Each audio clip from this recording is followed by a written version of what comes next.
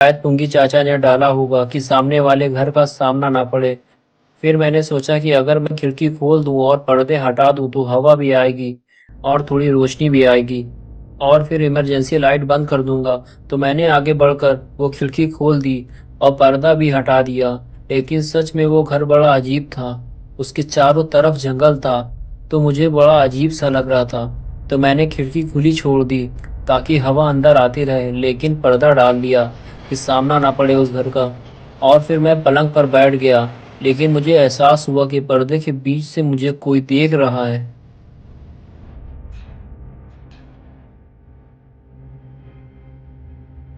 मैं उसे देखने के लिए उठा और धीरे धीरे आगे बढ़ने लगा, और फिर मैंने पर्दा हटाया तो वहां कोई नहीं था।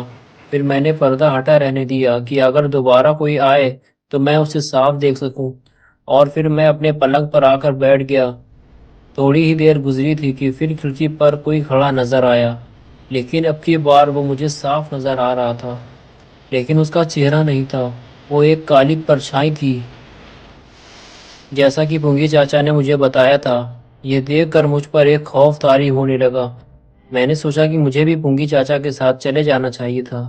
फिर मैंने अपना चेहरा नीचे कर लिया ताकि वो साया मुझे नजर ना आए। और फिर थोड़ी देर बाद जब मैंने सामने देखा तो वहां कोई नहीं था। मैंने इमरजेंसी लाइट बंद कर दी और उसी पलंग पर लेट गया।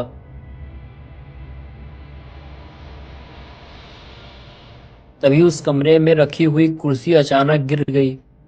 मैं समझ गया कि उस कमरे में जरूर कोई है जो मुझे डरा रहा है।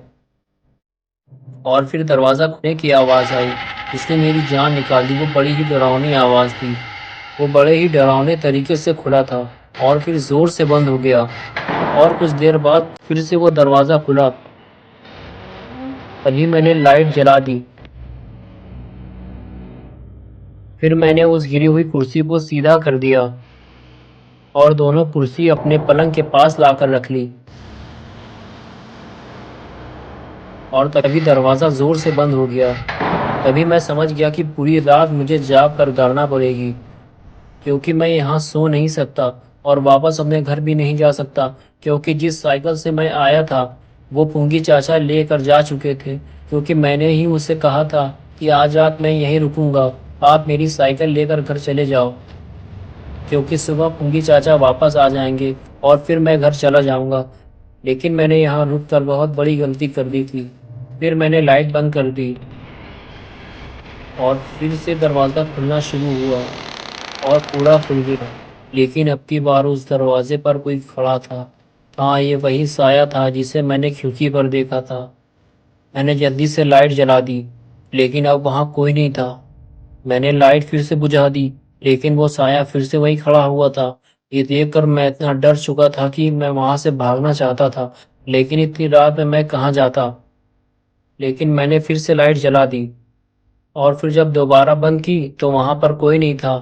तभी मैं कुर्सी पर बैठ गया और कुर्सी को मैंने इस तरह से रखा था कि सामने वाली खिड़की मुझे नजर ना आए और ना ही वो दरवाजा नजर आए, क्योंकि मैं अब वो सब नहीं देखना चाहता था। मैं बस कुर्सी पर बैठा हुआ था और ये सोच रहा था कि बस किसी तरह से ये रात गुजर जाए और मुझे नींद आ जाए, ताकि मैं सो जाऊं और ये खौफनाक रात जल्द से जल्द कट जाए।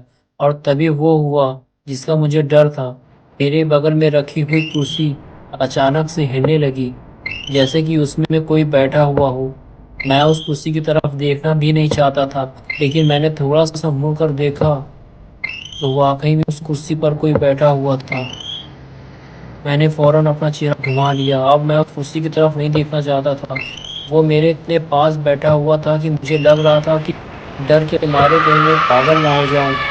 और पूरी रात वो मेरे पास बैठा रहा और वो कुर्सी हिलती रही।